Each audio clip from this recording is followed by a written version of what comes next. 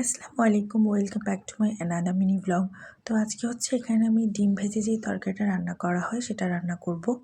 তো এখানে প্রথমেই আমি আলু আর পেঁয়াজ কুচি করে কেটে তেলের মধ্যে এগুলো ভাজতে বসিয়ে দিয়েছি।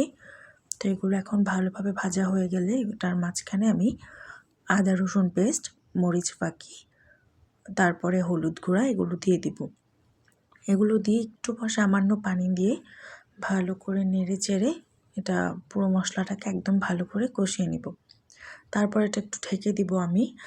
তারপর যখন তেলটা ভেসে ভেসে উঠবে তখন কষানোটা হয়ে গেছে বুঝে নেব। দেন হচ্ছে এবার এই ডিমগুলো আমি ভেজে নিয়েছি। 4টা ডিম আমি ভেজে পিস পিস করে কেটে নিয়েছি। এদিকে আলুগুলো আই থিঙ্ক সিদ্ধ হয়ে গেছে। তারপরে হচ্ছে এখানে আমি লবণ দিতেই অ্যাকচুয়ালি ভুলে গেছিলাম, তো এখন হচ্ছে এখানে লবণটা অ্যাড করলাম। এখানে লবণ অ্যাড করার পর এটা আমি আরও ভালো করে নেড়ে চেড়ে নিব যেন কষানোটা আরও পারফেক্ট হয়। দেন হচ্ছে এখানে ওই ভেজে রাখা ডিমগুলো দিয়ে দিব।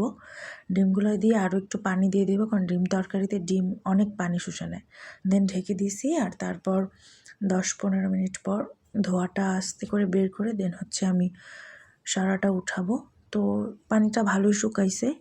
তো এবার হচ্ছে এখানে আমি কাঁচামরিচ কুচি দিয়ে দিব। কাঁচামরিচ কুচি করে অথবা এইভাবে যে কোনোভাবে আপনারা দিতে পারেন পরিমাণ অনুযায়ী। কাঁচামরিচ দিয়ে লাস্টে এখানে হচ্ছে আমি জিরা ফাঁকি দিয়ে দিব। তো এখানে হচ্ছে আমি 1.5 চামচের মতো জিরা ফাঁকি দিয়েছিলাম। তো আপনারাও দিয়ে নেবেন। জিরা ফাঁকি একটা আলাদাই টেস্ট আনে যে কোনো তরকারিতে। তারপর হচ্ছে এটা আরও একটু চেপে টেপে দিয়ে পানিটা আরও একটু শুকানোর পর এই তরকারিটা সার্ভ করার জন্য পারফেক্ট। তো আজকে এই পর্যন্তই। আল্লাহ হাফিজ, বাই বাই।